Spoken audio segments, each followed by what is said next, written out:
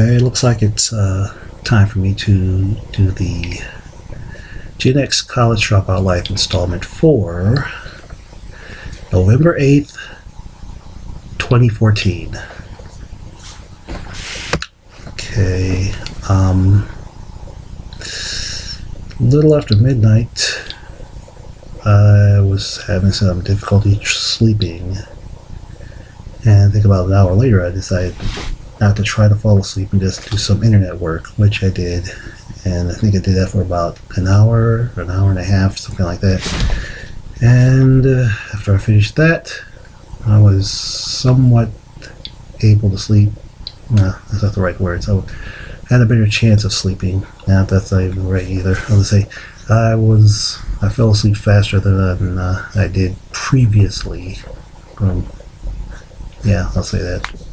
Didn't even have to take sleeping pills. Okay, then after that, I woke up around 10 a.m., had the regular cereal for breakfast as I usually do. On the internet, and on Twitter, some dumbass took me out of context. At least that's my interpretation. I mean, I suggested, it's a suggestion, not a fact. It's a suggestion, speculation, to be more precise. I speculated that the Spaceship Two crash might have been the result of sabotage. And then this dumbass tells me, there's no evidence, there's not a shred of evidence on this sabotage, which is something I already knew. Then, of course, I responded by saying something to the effect of, I was speculating about the Spaceship One crash. I was not offering evidence, and I have the right to speculate. Something like that, yeah. I'm going to post that response below, or maybe not, whatever. Okay, after that mess, I did some LPD work, and later on for dinner, I had eggs, mixed vegetables, and rice. Then back on the internet, I discovered this online article that talks about the Y chromosome pseudoscience. That's what they call it. It talks about Y chromosome pseudoscience. That is, a lot of feminists believe that men are genetically inferior, and the Y chromosome is proof of that. But it turns out that's bullshit. Okay, let me see if I can find this thing and maybe read some interesting passages. Okay, here we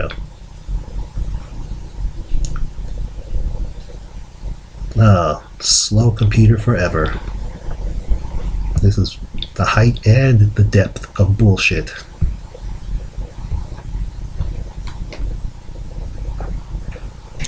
Yep, I should have prepared for this sooner. Otherwise, I would have to wait 20 billion hours for the page to load. This is stupid as hell. To live in a world where computers get slower and slower exponentially.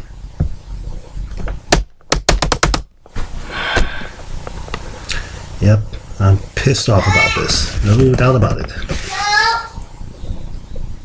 Yep, I should have prepared. You know what I should do? Maybe I should just forget the whole... Yeah, forget it. Forget it. Forget it. This is bullshit. What the fuck?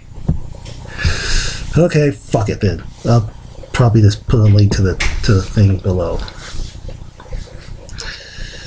And another thing I saw on the internet, more specifically YouTube, is are some videos from some guy called Red Pill Philosophy, who I believe is a MGTOW or a men's human rights activist. And wait a minute, I just noticed my notes have a conflict of some sort. Did I eat dinner before I saw Red Pill Philosophy or after? Whatever, I'm going to ignore that. I'm going to go straight to Doctor Who, which I saw earlier. And as I recall, the Master, now in female form, turned the dead into Cybermen. And I kind of forgot how the Doctor resolved that issue, but it got resolved, and spoiler alert, they killed the Master. But I have a feeling that he or she might not be permanently dead, because I remember a previous episode where the Master got killed and he mysteriously came back to life. Woo, whatever. Yeah. Let me see if that page is up. Of course it's not up. Yep. Firefox is the worst web browser in the history of the internet. Oh, here we go. Yeah, I might as well bring this up. Let's see. It's really interesting. This is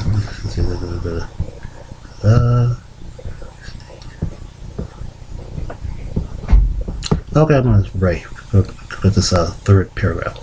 We have bad news for the scientifically ignorant. Neither of the sexes will become extinct alone. That's not how sex works in humans. Moreover, between the two sexes, only men have the genetic material to create the other sex. So the joke's on the bigots. If, God forbid, all women vanish tomorrow, enterprising scientists could clone new women using X chromosomes from the men, and they would be genetically indistinguishable from the women who existed before. On the other hand, if all men vanished tomorrow, well, there'd be no Y chromosomes, and half of humanity would simply cease to exist forever. And so would the other half of the female half, without the perpetual help of technology. That took fracking forever. Okay, let's see. Now that I've read that, I'm just gonna stop right here. So, see you later, Ralph Nader.